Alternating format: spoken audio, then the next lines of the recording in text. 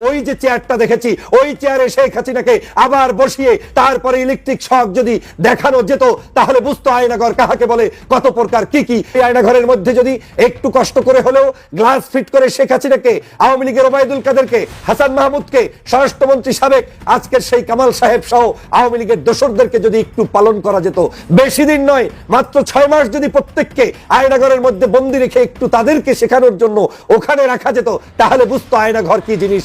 The death of Sheikh Hasina's political career এবং সেখানে শেখ হাসিনাকে সরাসরি দায়ী করেছেন প্রত্যেকটা ঘটনার জন্য। কাজটা জাতিসংঘ একদম পানির মতো সহজ করে দিয়েছে। শেখ হাসিনার রাজনীতি কিন্তু শেষ হয়ে গেল। এটা বাংলাদেশের কারোর কথা না, আমারও কথা না, এটা হচ্ছে জাতিসংঘের কথা। আর কিছু লাগে? জাতিসংঘ এটা। আমিরে জামাতের জরুরি চেষ্টা। দর্শক, একটা বড় ঘটনা কিন্তু ঘটে গিয়েছে। সেই যুক্তরাজ্যের সরকার এবার ইউনূস সরকারের আমলে আগামী কয়েকদিনের মধ্যে আরো একটা বড় ধরনের দুর্ঘটনা ঘটতে যাচ্ছে। একটা বড় সড়ো হামলার ঘটনা ঘটতে পারে বাংলাদেশে, এমনই সতর্কবার্তা জারি করেছে। গতকাল একই দিনে দুটো বড় ঘটনা ঘটেছে। ফলে দর্শক, দেশ পড়বার দূরে কিংবা কাছে যারা এই মুহূর্তে দেখছেন, আশা করি সবাই ভালোই আছেন। এই মুহূর্তে পাওয়া খুবই গুরুত্বপূর্ণ একটি সংবাদ আপনারা দেখতে চলেছেন। বলতে পারেন এই বছরের সব থেকে গুরুত্বপূর্ণ ভিডিও এইটা। দর্শক, দেশে খুবই চাঞ্চল্যকর কিছু ঘটনা ঘটতেছে, যেটা আমাদের অবশ্যই খেয়াল করা উচিত। যেহেতু আপনি ভিডিওটা ক্লিক করেছেন সেহেতু আপনাকে ধন্যবাদ জানাই।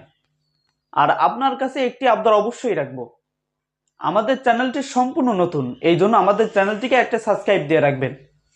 তো কথা না বাড়িয়ে চলুন একটা ভিডিওতে লাইক দিয়ে সম্পূর্ণ ভিডিওটি দেখে আসি।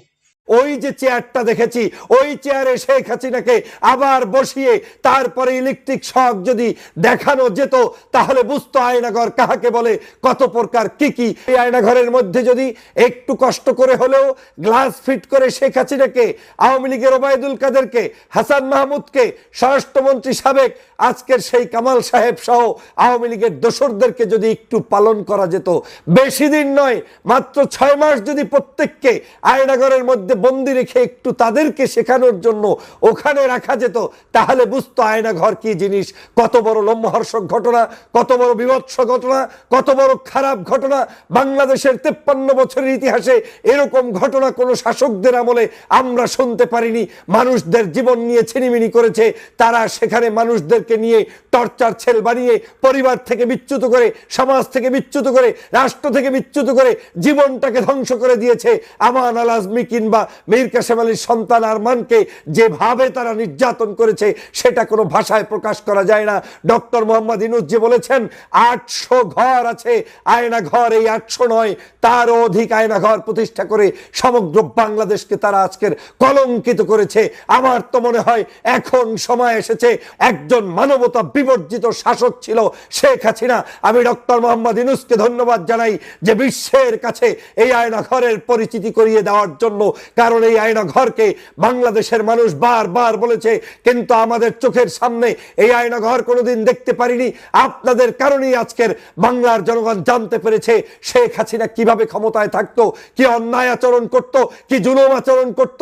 সেই কার্যক্রম এই আয়না ঘর থেকে আমরা দেখতে পেলাম। আমরা বাংলাদেশের বাসীর পক্ষ থেকে সবাই মিলে আহ্বান জানাতে চাই, ওদেরকে ফাঁসির কাস্টে ঝুলানোর আগে, ওদেরকে আইনের মাধ্যমে বিচারের আগে অন্তত পক্ষে রাষ্ট্রের পক্ষ থেকে আইন করুন যে প্রত্যেককে 2 বছর, 5 বছর, 1 বছর, 3 বছর যেভাবেই হোক আয়নাঘরের মধ্যে বন্দি না রেখে তাদেরকে মৃত্যুর কোলে নেওয়া যাবে না, তাদের বিচার করা যাবে না। আয়নাঘরের নাম শুনেছেন, কিন্তু স্বচক্ষে দেখার সৌভাগ্য এখনো বাংলাদেশের কারোরই হয়নি।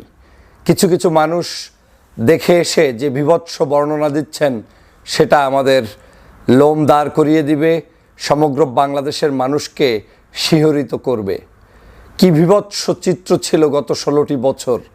সারা বাংলাদেশে 800রও অধিক আয়নাঘর শেখ হাসিনা তৈরি করেছিলেন। এই কথাগুলো আমি বলছি না, এই কথাগুলো বলছেন বাংলাদেশ সরকারের বর্তমান প্রধান উপদেষ্টা Nobel laureate doctor Mohammad Yunus সাহেব।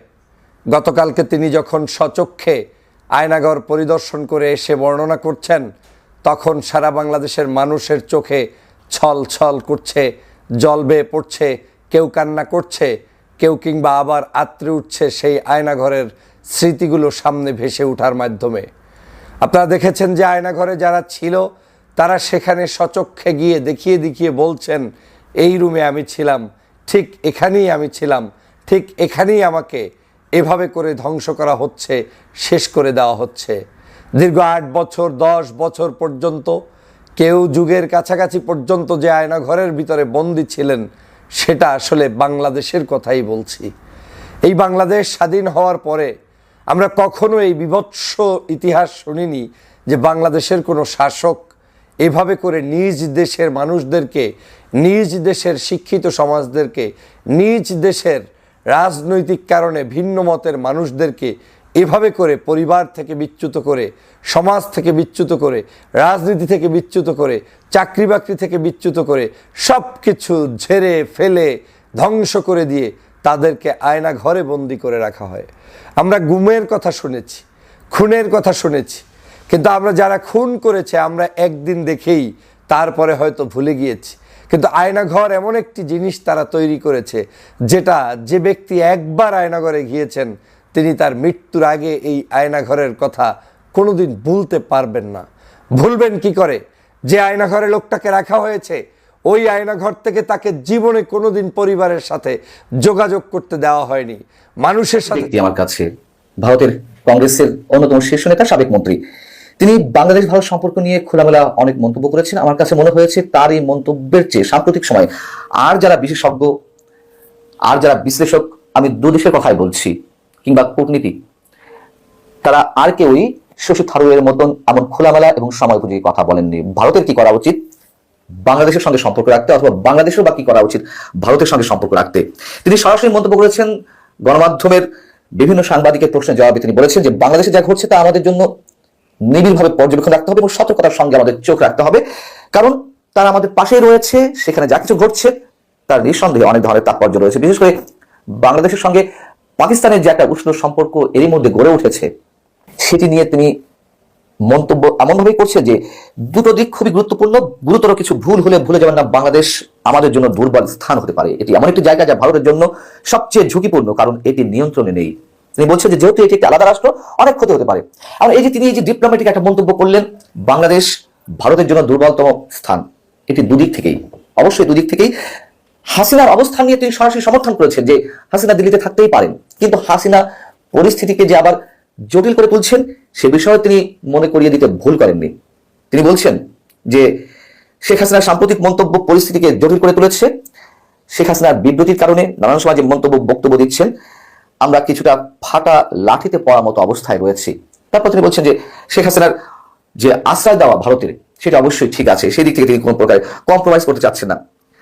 এবং বর্তমান সরকারের উদ্দেশ্যে তিনি বলেছেন যে ভারতের সরকারের বা বিজেপি সরকারের যে মনোভাব, বাংলাদেশের অন্তর্বর্তী সরকার শত্রু মনোভাবাপন্ন হয়ে রয়েছে, তিনি তার সঙ্গে একমত পোষণ করেননি।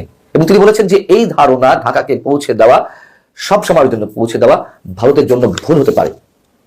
এমন বিক্ষিপ্তভাবে মন্তব্য হয়তো অনেক এই করছেন, কিন্তু তিনি অতি সংক্ষিপ্ত কথা বিভিন্ন ইস্যুতে যে মন্তব্যগুলো করেছেন খুবই তাৎপর্যপূর্ণ আমার কাছে। শশী থারুর ভারতের পররাষ্ট্রনীতির বিষয়ে দুটি বিষয় উল্লেখ করেছেন। তিনি বলছেন যে প্রথমত, ভারতের এমন কিছু প্রকাশ্যে কিংবা গোপনে করা ঠিক নয় যা বাংলাদেশের অভ্যন্তরীণ বিষয়ে হস্তক্ষেপের সামিল হতে পারে, যেটি ভারত ক্রমাগতভাবে করে আসছে। দ্বিতীয়ত, তিনি আরেকটি কথা বলেছেন যে একটি বিশেষ রাজনৈতিক দল বা বিশেষ সম্প্রদায়কে নিয়ে ভারত বেশি উদ্বিগ্ন, এমন ধারণা ঢাকাকে বা ঢাকার মানুষের কাছে যেন আবারও না পৌঁছায়। বাংলাদেশের জনগণের সাথে জনগণের কল্যাণকে সর্বাধিক গুরুত্ব দিতে হবে। এ কথা তো ভারতের অনেক বিশেষজ্ঞ বলে আসছেন। আমাদের বিশেষজ্ঞ তাদের কথা বাদ দিলাম, ভারতের কূটনীতিকরা কথা বলে আসছেন, কিন্তু বিজেপি সরকার সেটিতে কর্ণপাত করছে না। এখন এই যে কর্ণপাত করছে না, তাও তো নিশ্চয়ই নানান ধরনের ব্যাখ্যা রয়েছে। ভারত 7 জানুয়ারি নির্বাচনের আগে যেই নাইটিভগুলো যুক্তরাষ্ট্রের কাছে তুলে ধরেছিল, যুক্তরাষ্ট্র তো 7 জানুয়ারি নির্বাচনের বিপক্ষে ছিল, ইনক্লুসিভ নির্বাচনের পক্ষে ছিল। ভারত সেখানে বাংলা দিল, ভারত বোঝানোর চেষ্টা করলো যে শেখ হাসিনা ছাড়া আর কোনো বিকল্প নেই, অন্য কোনো শক্তি এলে বাংলাদেশে ইসলামী মৌলবাদ কায়েম হতে পারে, তার জন্য এই অঞ্চলের স্থিতিশীলতা নষ্ট হতে পারে। ভারতের এই কথাগুলো অন্য কোনো সমীকরণ থেকে হলো কিংবা আওয়ামী লীগের প্রতি অন্য ধরনের একটি আকর্ষণের জায়গা থেকে হলেও বাস্তবতা কি আমরা তেমন কিছু দেখতে পাচ্ছি না। ভারতের পাকিস্তানের সঙ্গে বাংলাদেশের যে উষ্ণতম সম্পর্ক, একেবারে ধর্মমরম সম্পর্ক তৈরি করা, যা কিছু প্রয়োজন নেই তার চেয়ে বেশি মাত্রায় সম্পর্ক স্থাপনের চেষ্টা, বাংলাদেশের বিশেষ একটি গোষ্ঠীর পক্ষ থেকে আস্ফালন, আমাদের সংস্কৃতির উপর হামলা, বইমেলায় হামলা, আমাদের চিরায়ত যে ঐতিহ্য মুক্তিযুদ্ধের চেতনার উপরে হামলা, এগুলো কি চলছে না? চলছে তো। এখন ভারতের জায়গা থেকে আশঙ্কা প্রকাশ করেছিল, তার পিছনে যেই অভিসন্ধি তাদের থাক না কেন, কিন্তু বাংলাদেশে তো এরই মধ্যে তার প্রমাণ কিছুটা পাওয়া যাচ্ছে। সেই জায়গা থেকে কিন্তু শশী থারুর বলার চেষ্টা করেছেন যে বাংলাদেশ ভারতের জন্য স্পর্শকাতর স্থান হতে পারে। স্পর্শকাতর বা দুর্বলতম স্থান, সেটি নেগেটিভলি হোক পজিটিভলি হোক, দুটার ইম্প্যাক্ট নিশ্চয়ই দু ধরনের। ভারতের জন্য বাংলাদেশ ইতিবাচক হতে পারে যদি এই ধরনের কিছু না হতে পারে, আবার সেটি হলে ভারত নিশ্চয়ই বসে থাকবে না, সেই বিষয়টিও তিনি ইঙ্গিত দিয়েছেন স্পষ্টত। বর্তমানে বাংলাদেশের সার্বিক যে পরিস্থিতি, যুক্তরাজ্য এর মধ্যে সতর্কতা জারি করেছে, বাংলাদেশে বিভিন্ন ধরনের সন্ত্রাসী হামলা হতে পারে, তাদের নাগরিকদের নির্বিঘ্নে প্রকাশ্যে চলাফেরার ক্ষেত্রে অনেক ধরনের বিধিনিষেধ আরোপ করেছে। যারা ভিন্ন মতাবলম্বী ধর্মীয় আদর্শের দিক থেকে তাদের উপরে আঘাত ঘটতে পারে, এটি শুধু এখন ভারতের বর্ণনা নয়, আরো অনেকের কাছ থেকে এই ধরনের বর্ণনা আসছে, আশঙ্কা প্রকাশ করা হচ্ছে। এবং শশী থারুর প্রকাশ্যে যিনি বলেছিলেন, আমি বেশ কয়েকবার এই উদাহরণটি দিয়েছি, তিনি বলেছেন যে হাসিনা যুগের শেষ। আমি এই কারণেই শশী থারুরের এই মন্তব্যটি বা যে তিনি সাক্ষাৎকারটি দিয়েছেন গণমাধ্যমের সামনে বাংলাদেশ নিয়ে, খুবই গুরুত্বের সঙ্গে এই কথাটি বলা, মানে এই জন্যই বলার চেষ্টা করছি যে তার মতো এরকম উভয় দিক থেকে খুব গভীর বিশ্লেষণের জায়গা থেকে এমন খোলামেলা মন্তব্য আর কেউ করেননি। যারা করেছেন তাদের মধ্যে কোনো না কোনো জায়গা থেকে পক্ষপাতিত্ব ছিল, সেটি বাংলাদেশের জায়গা থেকে হোক যারা বিশ্লেষণ করছেন, আবার ভারতের জায়গা থেকে হোক। এবং তিনি বাস্তবতা নির্ভর কথা বলে থাকেন, আর তার সম্পর্কে নতুন করে পরিচয় করিয়ে দেওয়ার কিছু নেই। তবে যখন যে মুহূর্তে নরেন্দ্র মোদী ডোনাল্ড ট্রাম্পের সঙ্গে বৈঠকের প্রায় মাঝামাঝি অবস্থায় রয়েছেন বা বাংলাদেশ বিষয়ে প্রশ্ন তোলার অপেক্ষা রয়েছে, সেই জায়গাতে নরেন্দ্র মোদীকেও শশী থারুরের কথাগুলো বিবেচনায় নিয়ে আসতে হবে। আর বাংলাদেশকে কি করতে হবে তার জন্য তো বাংলাদেশ সরকারকেই ভাবতে হবে। আজকে শুরুতেই একটা কথা বলি, শেখ হাসিনার রাজনীতি কিন্তু শেষ হয়ে গেল। এটা বাংলাদেশের কারোর কথা না, আমারও কথা না, এটা হচ্ছে জাতিসংঘের কথা। কিভাবে বলছি, একটু অপেক্ষা করেন। আজকে একটা শিরোনাম বলি, ইতিমধ্যে আপনারা জেনেছেন, তারপর বলি। জাতিসংঘের তথ্যানুসন্ধান দলের প্রতিবেদন, শেখ হাসিনার বিরুদ্ধে গুরুতর মানবাধিকার লঙ্ঘনের প্রমাণ পেয়েছে জাতিসংঘ। আর কিছু লাগে? জাতিসংঘ এটা বাংলাদেশের ওই টিআইবিও না, বা ওই আদিলুর রহমান শুভর সে অধিকারও না বলতে পারেন, বা বিএনপির কথা না, জামাতের কথা না, এটা জাতিসংঘের কথা। আর জাতিসংঘ ফাও কোনো কথা বলে না। জাতিসংঘকে বায়াস্ট করা এটা কোনোভাবেই সম্ভব না। তাই যদি হইতো তাহলে ইসরায়েলরা ওই জাতিসংঘকে দিয়ে ফিলিস্তিনের বিরুদ্ধে প্রতিনিয়ত বক্তব্য দেওয়া তো পেরেছে এবং পারেনি, বরং নেতানিয়াহুকে আন্তর্জাতিক কাঠগড়ায় তারা দাঁড় করেছে। তো আজকে এই কথা বলার পর বাংলাদেশের রাজনীতি করবেন শেখ হাসিনা, আওয়ামী লীগের সভানেত্রী হিসেবে, গণতন্ত্রের মানুষ কন্যা, তিনবার নাকি ঐতিহাসিক নির্বাচন করেছে যা পৃথিবীর বুকে সংগঠিত হয়নি শেখ হাসিনার অধীনে। সেই কথাগুলো এখন তাদের সমর্থকরা ভাবুক, কিছু বলবো না, অন্তত জাতিসংঘের এই রিপোর্টটা পড়ুক। কেননা এই রিপোর্টটা কেন করতে পেরেছে, ইউনূস বাধা দেয়নি, বলেছে আপনারা মানে গণহত্যা হয়েছে কিনা আপনারা তদন্ত করুন, কারা দায়ী তদন্ত করুন। তারা তদন্ত করে বলছে আওয়ামী লীগ শুধু পুলিশ না, আরো সরকারি বাহিনী যেগুলি আছে সেই বাহিনীগুলোকেও যুক্ত করেছে, বলেছে তারা দায়ী, তাদেরকে কেন বিচারের আওতায় আনা হচ্ছে না। দেখেন, তারা পাশাপাশি এই কথাও বলেছে, তারা কিন্তু বায়াস না, তারা বলেছে ব্যক্তির যে অপরাধ তার বিচার করুন, কিন্তু বলছে যে কোনো রাজনৈতিক দল নিষিদ্ধ করা যাবে না, নির্বাচন অবাধ নিরপেক্ষ করতে হবে। এই কেন? যখন কোনো দেশে অবাধ নির্বাচন হয় না, মানুষের ভোটের অধিকার থাকে না, তখনই ফ্যাসিবাদ কায়েম হয় এবং তখনই গুম খুন মানবাধিকার লঙ্ঘন হয়।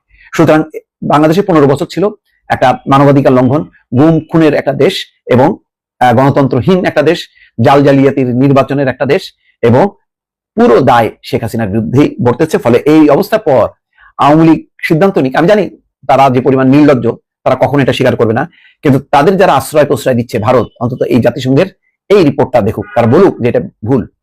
1 জুলাই থেকে 15 আগস্ট ঘটনা বিশ্লেষণ করে প্রতিবেদন চূড়ান্ত করেছে OHCHR, জাতিসংঘের মানবাধিকার বিষয়ক হাই কমিশন। 114 পৃষ্ঠার প্রতিবেদন প্রকাশ হয়েছে। এখানে আওয়ামী লীগের শীর্ষ নেতৃত্বের বিরুদ্ধে গুরুতর মানবাধিকার লঙ্ঘনের প্রমাণ পেয়েছে জাতিসংঘের তথ্য অনুসন্ধান দল। স্বৈরাচারী সরকার, নিরাপত্তা বাহিনী, গোয়েন্দা সংস্থা এবং দল ও সহযোগী সংগঠনগুলোকে যুক্ত করে মাত্রাতিরিক্ত বল প্রয়োগ করেছে। বিচার বহির্ভূত হত্যা, নির্বিচার মারণাস্ত্র দিয়ে গুলি, গ্রেপ্তার, নির্যাতন, চিকিৎসা পেতে বাধা দেওয়ার মতো গুরুতর মানবাধিকার লঙ্ঘন করেছে সরকার। মূলত ক্ষমতা টিকিয়ে থাকতে আন্দোলনকারীদের উপর মাত্রাতিরিক্ত বল প্রয়োগের সরাসরি নির্দেশ দিয়েছিলেন তৎকালীন প্রধানমন্ত্রী শেখ হাসিনা এবং সাবেক স্বরাষ্ট্রমন্ত্রী আসাদুজ্জামান খান। এখন জাতিসংঘের উচিত হবে এদেরকে একেবারে বাংলাদেশে আনা দরকার নেই, নিয়ে ওই যে নুরেমবার্গ ট্রায়ালে নিয়ে যাওয়া, সেখানে করুক, বিচার করুক তারা। বাংলাদেশে 2024 সালের 1 জুলাই থেকে 15 আগস্ট সংঘটিত ঘটনার প্রভাব বিশ্লেষণ করে জাতিসংঘের মানবাধিকার বিষয়ক হাই কমিশনের দপ্তরের তথ্য অনুসন্ধান প্রতিবেদনে এই চিত্র উঠে এসেছে। 114 পৃষ্ঠার এই প্রতিবেদন ওই সময়ের নৃশংসতা ও মানবতা বিরোধী অপরাধের জন্য বিগত সরকার ও শাসক দল আওয়ামী লীগকে সরাসরি দায়ী করা হয়েছে। রাজনীতি করবে শেখ হাসিনা? করবে? এখনই উচিত তার দলটা ভেঙে দিয়ে নতুন নেতৃত্ব দিয়ে একেবারে আনকোরা লোক দিয়ে দল সাজানো। নতুবা শেখ হাসিনার নেতৃত্বে এই বাংলাদেশের রাজনীতি করতে পারবে না শেখ হাসিনার নেতৃত্বে। জাতিসংঘের এই তথ্য অনুসন্ধান প্রতিবেদনটি আজ বুধবার জেনেভা থেকে আনুষ্ঠানিকভাবে প্রকাশ করা হয়েছে। গত মাসের শেষ সপ্তাহে জাতিসংঘের মানবাধিকার কমিশন বাংলাদেশ সরকারের কাছে প্রতিবেদন খসড়া দিয়েছিল। কোনো মতামত থাকলে তাতে যুক্ত করার জন্য সময় সীমা দেয় এই সংস্থা।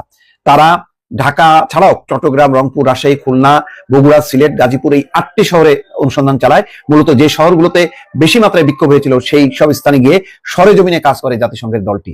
জাতিসংঘ কিন্তু বসে রাখেনি, তারা কাজ করেছে এবং তারা বলছে প্রতিবেদন তৈরিতে অভ্যুত্থানের ক্ষতিগ্রস্ত ও ঘটনার প্রবাহের সাক্ষী ব্যক্তিদের নিয়ে 230টি বেশি সাক্ষাৎকার নেওয়া হয়। এছাড়া সরকার, নিরাপত্তা বাহিনী, রাজনৈতিক ব্যক্তিদের আরো 36টি সাক্ষাৎকার নেওয়া হয়। এই 36 জনের মধ্যে সরকারের সাবেক ও বর্তমান কর্মকর্তারাও আছেন যারা ওই সময় ঘটনা প্রবাহ সম্পর্কে অবগত ছিলেন। র্যাবকে এবং এনসিটিএমসি কে, ওই যে জেনারেল জিয়াউল লম্বা কথা বলে না হাত উঁচু করে, ওই সংস্থা বিলুপ্ত করার কথা বলছে।